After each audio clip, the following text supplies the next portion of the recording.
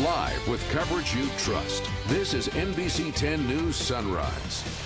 For a Friday morning, 29th of August, President Obama will be visiting a Newport mansion for a big fundraiser today, and the visit is supposed to cause some major problems on the ground and in the air for commuters and lots of other folks.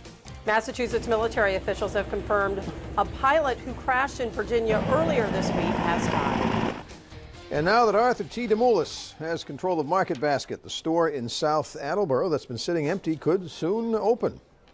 End of that saga. Woo! Happened on one of my days away. How about that? Yeah. Welcome to Friday morning, last work day of the week for most folks. Launchpad to I guess he's one of those folks, I guess. But yeah, it's also the launch pad to the big holiday weekend. Yes. And we're here to help you prepare. Molly's traffic report, RJ Heim's weather forecast, and then we'll take care of the news. Right, Barbara? Yes, we will. 4:30 in the morning, that magic hour. Let's begin with the weather, RJ. Right on the nose. Yeah, and a little taste of fall as we wind out the last days of August here. Monday is Labor Day, and it's September 1st. People's Credit Union Skycam Network live at the Newport Hyatt from Goat Island in Newport. Temperature 60. Dew point 49, northwest wind at 8, barometer high 30.05 as a big bubble of fresh Canadian air settles in over southern New England, but don't get used to it. Here's the Storm Team 10 Titan radar. No rain here, and the Hurricane Cristobal is gone well into the North Atlantic. I'll show you more on that and the big weather here in just a moment. But we're still getting some swells, could create some rip currents and dangerous surf, but not as much as we had yesterday. So take it easy if you're going to the coast. But look at these temperatures. It's 47 in Scranton, 47 in Watertown, New York. But higher humidity is waiting in the wings. 70 to 75 today. That would be about 5 degrees below average. Breezy this morning. Beautiful, comfortable air. 50s again tonight, then Saturday sunshine followed by hazy sun in the afternoon, 77. The warmer, more humid air surges back in here Saturday night. That sets the stage for the rest of the Labor Day weekend. Sunday, hazy, hot, and humid. Could be an overnight rain shower or thunderstorm, mid-80s on average. Overnight lows, early Labor Day morning in the low 70s, some fog. Hazy, hot, and humid. Anytime rain shower or thunderstorm Labor Day, but not a washout. Low to mid-80s again. We stay above average Tuesday, then progressively turn drier as we go into the middle part of next week. That's a look at the weather. Here's to see if anyone's behind the wheel yet, Molly O'Brien. Hey, good morning, RJ. Good morning, everyone. Not a washout, which is the key word, which means barbecues are definitely welcome. 195 here, headed westbound. Here's that eastbound side. Nice ride for you this morning. Get through that Friday and get ready for the holiday weekend if you are so inclined. 95 north and southbound, exit 22 closed. It's been closed all week until 6 o'clock, so you'll have to take a detour. Exit 21 could add a couple minutes to your commute, but it will open again at 6 o'clock. Barbara, Frank? All right, Molly, and you can expect more travel delays than usual in part of our area this Labor Day weekend. That's because President Obama is supposed to fly to Rhode Island later today to be involved in a fundraiser at a waterfront mansion in Newport. Yeah, it's going to be a short visit. The president is set to arrive at TF Green Airport tonight at 6:10, and he will be flying out again at 9. But even in that small amount of time, travel could turn into a nightmare in some areas. Here's NBC 10's Olivia Fecteau. We stopped just to take a picture. And here we go, right next to Obama's house. Zuhair Tifak and his wife Anya Wojciechowska are taking one last trip before the baby comes in 2 weeks. They're from Stoneham, Massachusetts, staying the night in Newport. When they got to their hotel, they found out there would be another special guest in Newport this weekend. I was looking at the news, then we heard that Obama is coming. That was surprising. It's nice. Obama's visit will make getting around town a challenge for the couple. Police have already posted no parking signs. From noon until 10 p.m. Friday, there will be no parking on Memorial Boulevard from Thames Street to Bellevue Avenue, and on Bellevue Ave from Memorial Boulevard South to East Bowery Street. Plus, no parking on Ocean Avenue between Winans and Carroll Avenues. That's because President Obama will be attending a fundraiser at this home on Ocean Avenue, which is listed for sale at nearly $20 million. We're just going to roll with it. Nancy Speroni lives in one of those no parking zones and also works across the street at Bite Me Live Bait Shop. She says she doesn't think it will affect business. We get a lot of walking traffic anyway by the store. A small inconvenience, even over a holiday weekend. I can't think of a better reason than having the president come to your city. The visitors from Stoneham agree, and if TFOC looks strangely familiar, he's heard that before. You should come here. See Obama at some point. And he looks like him too. Olivia Fecto, NBC 10 News. And of course, we will have Team 10 coverage of President Barack Obama's visit to Newport today. Bill Rapley, Sierra Putman, and Olivia Fecto will all have live reports throughout the day. In the race for mayor of Providence, one of the candidates has been accused of plagiarism. The Democrat Jorge Elorza. There are reports that a letter sent by Elorza is nearly identical to a letter sent 2 years ago by Central Falls Mayor James Diosa. The content was about stealing as a child. Elorza's campaign sent us a statement. It reads, in part, a former advisor helped our campaign write the first draft of this letter, and the same advisor had also worked on James Diosa's letter. Jorge relayed his personal story. Our advisor presented us with this language, and Jorge felt it accurately described his personal struggle. If we had known the language was the same as Mayor Diosa's, we would have immediately corrected it, end quote. The campaign for primary opponent Michael Solomon also released a statement. That one reads in part, for weeks, Mr. Elorza has attacked Michael Solomon's character over a clerical error on a financial filing, a paperwork issue. The statement goes on to read, plagiarism is a character issue. And if Mr. Elorza was honest here, he would say anyone who had done this isn't fit to be mayor, end quote. The other opponent in the Democratic primary is Christopher Young. Military officials have confirmed the pilot of an F-15 jet that flew from Massachusetts and crashed in Virginia Wednesday has died. Rescue crews searched for 2 days in the Virginia hills. Colonel James Keefe made the announcement at the Massachusetts Air National Guard in Westfield. That's the home of the 104th Fighter Wing where the pilot and jet were based. Investigators say he did not safely eject from the aircraft and died as a result of his injuries sustained during the crash. They have not yet released his name. So far, President Barack Obama has not released a strategy to combat the militant group known as ISIS in the Middle East. Obama held a news conference that aired last night. It was before 5 o'clock. The president did meet with military advisors yesterday to discuss the situation. They discussed potential targets against ISIS inside Syria. President Obama also discussed growing tensions in Ukraine. He confirmed that Russian forces are inside that country. We are not taking military action to solve the Ukrainian problem. What we're doing is to mobilize the international community to apply pressure on Russia. The president says he will meet with Ukraine's president next month, and he will discuss expanding sanctions against Russia with our NATO allies next week during his trip to Europe. The owners of a West Warwick chemical manufacturing company have agreed to pay a fine for violating the Clean Air Act. Marico Technologies Group will pay $60,000 for operating without a Clean Air Act permit. The Providence Journal reports the company officials will now also have to apply for a permit. Those officials will also install covers to reduce emissions. The facility, located on Main Street, has been in operation since 1978. Now that the Market Basket supermarket chain has been sold to the formerly ousted CEO, Arthur T. DeMoulis, the store in South Attleboro that sat vacant for so long may open soon. The Sun Chronicle reports yesterday the city inspector extended the occupancy permit for the building after a conversation with the building's contractor. The permit was supposed to run out yesterday. Company officials now say it's a top priority to get the store ready to open. Construction of the store was completed in March, but the feud between the DeMoulis family members has delayed the opening. A troubled bar in Providence will remain closed until at least the middle of next month. That's a decision from the Department of Business Regulation. The owners of the $3 bar are appealing a decision by the Providence Board of Licenses to revoke their licenses. Last month, there was a deadly beating behind the Federal Hill business. Police also responded to a fight there. The next hearing on the matter is scheduled for September 17th. Cranston Mayor Alan Fung has appointed a new police chief to lead the department. His candidate is Lieutenant Colonel Michael Winquist of the Rhode Island State Police. He's the #2 man at State Police headquarters and a 24-year veteran of the force. The last Cranston police chief was put on leave and then retired, and at a gathering yesterday, Winquist says he's up to the task.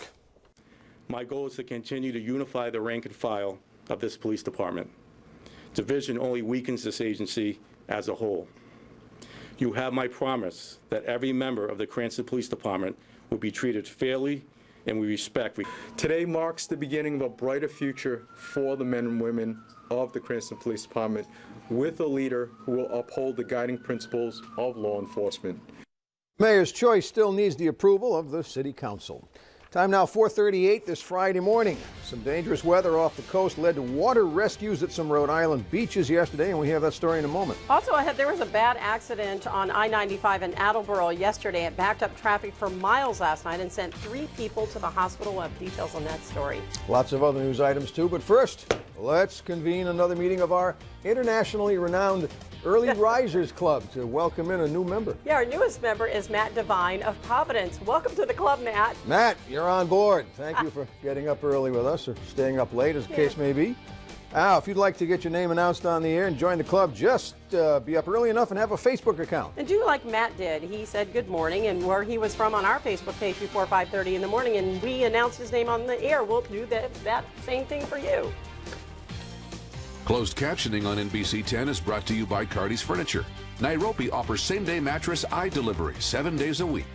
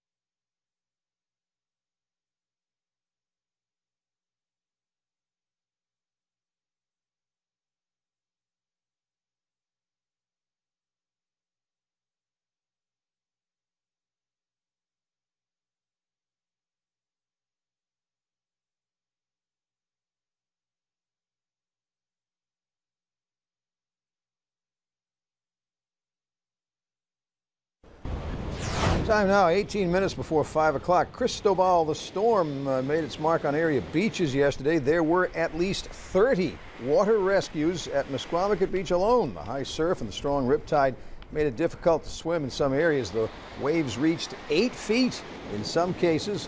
One Mesquamacut lifeguard described what happened for us.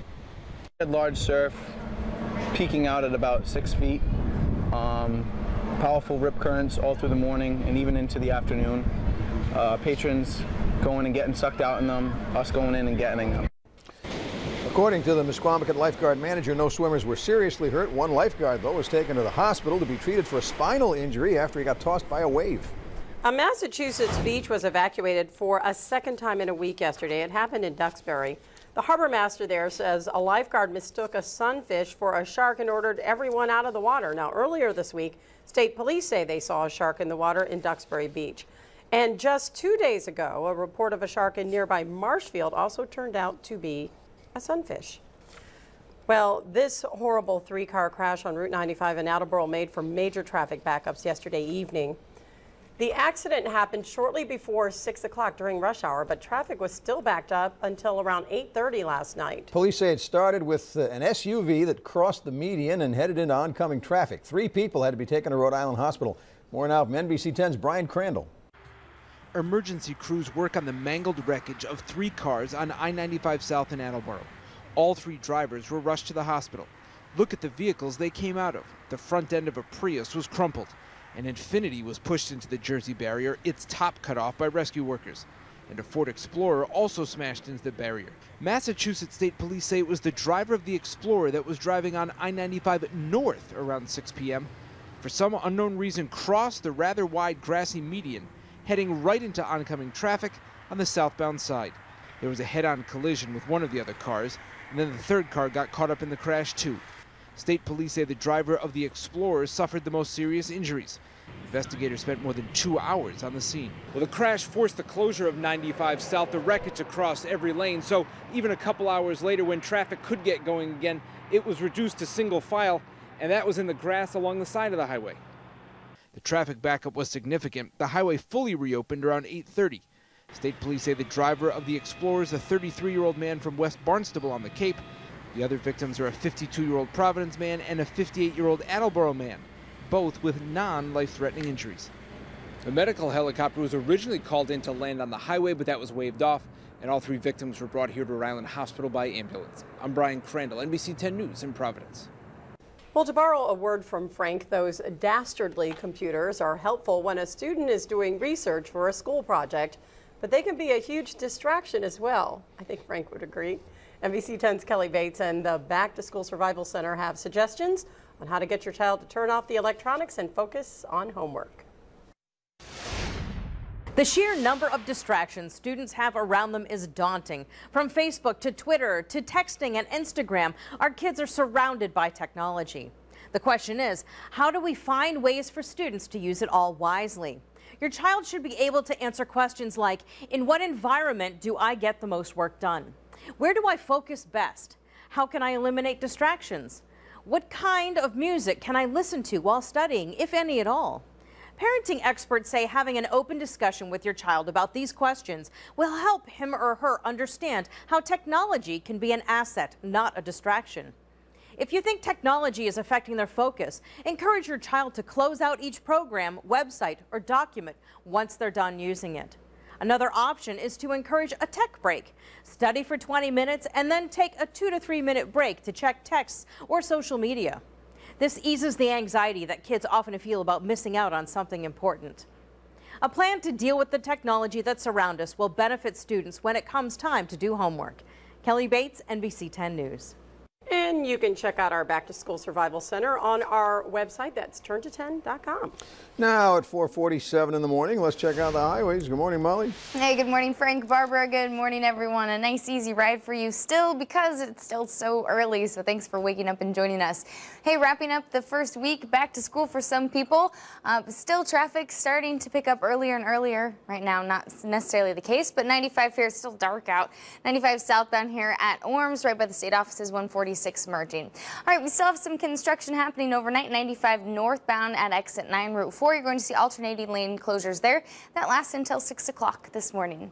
Now let's send it over to RJ to get today's forecast headed into the big holiday weekend. Hey, RJ. Yeah, a little taste of fall today and somewhat tomorrow before the sticky air comes back. Temperatures below average, too. People's Credit Union Skycam Network live at the Newport Hyatt in Newport, looking towards the Pell Bridge.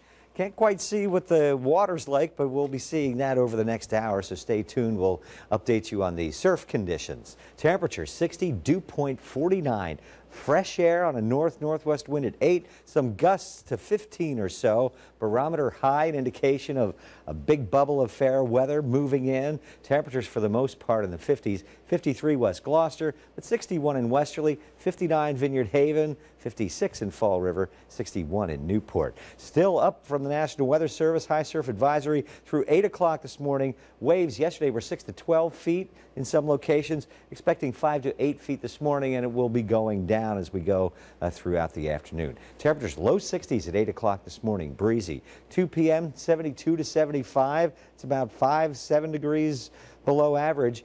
Dry tonight, clear skies, temperatures falling into the 60s again. So that diminishing surf, dry weather Saturday as well into Saturday, increasing haze, and humidity surges back in Saturday night, capping our temperatures in the upper 60s. Sticky through Labor Day, some pop-up thunderstorms, not a washout though. Nothing going on with precipitation on Storm Team 10 Titan radar. We widen the perspective. You can see this clear spot here. It's an indication of where the high pressure is. But look off to the southwest. You can see the hazy skies and the higher temperatures too. That's what will be moving in starting Saturday night and lasting through Sunday, Sunday night, and into Monday as well. Look at Cristobal. Look, southern New England here. Look at its forward progress. It's moving northeast at 49 miles per hour right now with 80-mile-an-hour sustained winds at the center, just heading into the North Atlantic, but still some swells coming from that, pushing towards southern New England throughout the day, but diminishing by the afternoon. So sunny, mild, dry at noon, sunny, mild, dry tonight. Clear, cool overnight, dry. This red line indicates the leading edge of the hazy, warmer, more humid air. So Saturday starts good, hazy by the afternoon, but the higher humidity gets in here on Sunday. It's the sticky air mass that we're going to be in that front pressing down from the Great Lakes will give us a chance of some thunderstorms Sunday night and then anytime on Monday. 64 at the bus stop, small craft advisory offshore for boaters. Northeast at 20, southeast 10 knots this afternoon. Waves still up there. I did a Google search. That's a 69 Rambler, I believe, Frank. I thought it was an Impala from 68 yesterday. 75 today, 77 Saturday, Sunday, hazy, hot, and humid. Any thunderstorms right now look like they'll happen overnight and then anytime on Labor Day, but not raining all the time. Still sticky through the upcoming week, but eventually drying out. Barbara? Okay, thanks for clarifying that, RJ. Still to come on NBC 10 News Sunrise. Find out how you can win free food for life from one popular fast food chain. We used to call those cars beach wagons. Now, let me ask you this question. Is white man dancing ever a good thing to watch? Not this particular person. Follow NBC 10 News on Facebook. Get breaking news and weather first from Southern New England's news leader. It's coverage you trust.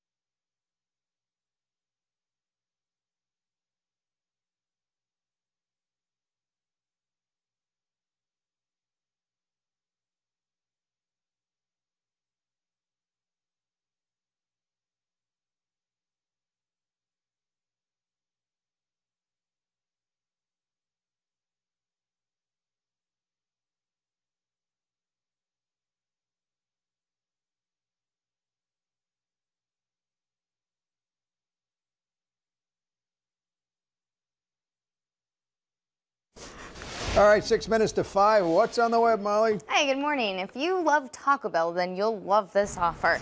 The fast food chain is offering free food for a lifetime. The company launched its 11 Everlasting Dollars contest.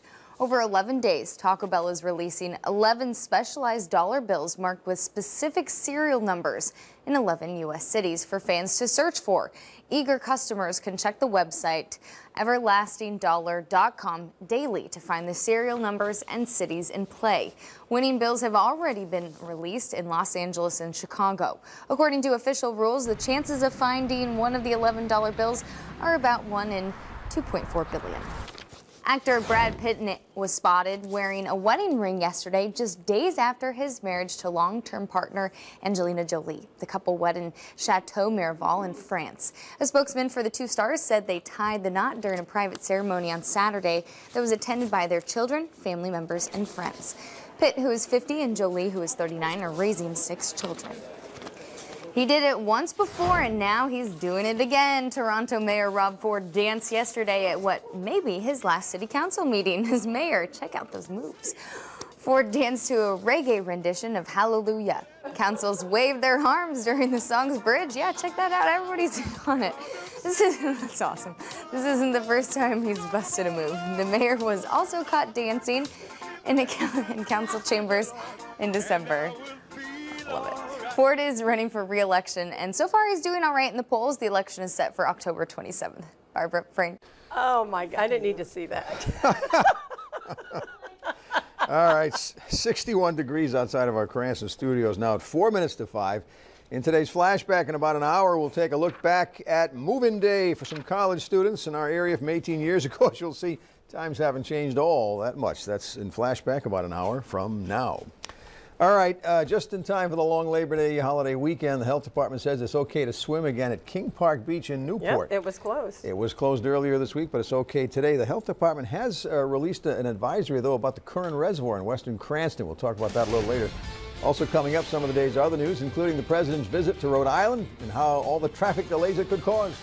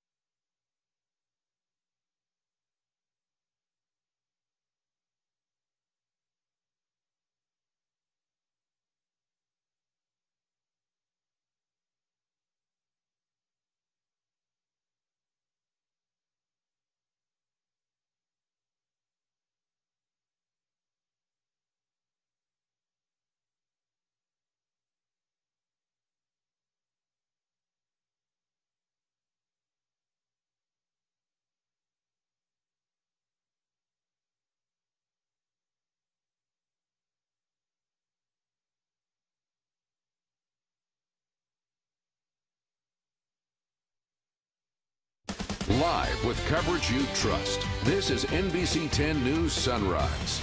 President Obama will be visiting this Newport mansion for a big fundraiser later today. The visit's supposed to cause some major headaches on the ground and in the air, as you'll see in a moment. One of the candidates in the Providence mayor's race has been accused of plagiarism. And it's business as usual today at Market Basket supermarkets around New England after a deal was reached earlier this week. We have details on those items and the rest of the day's news in a moment. 5 o'clock.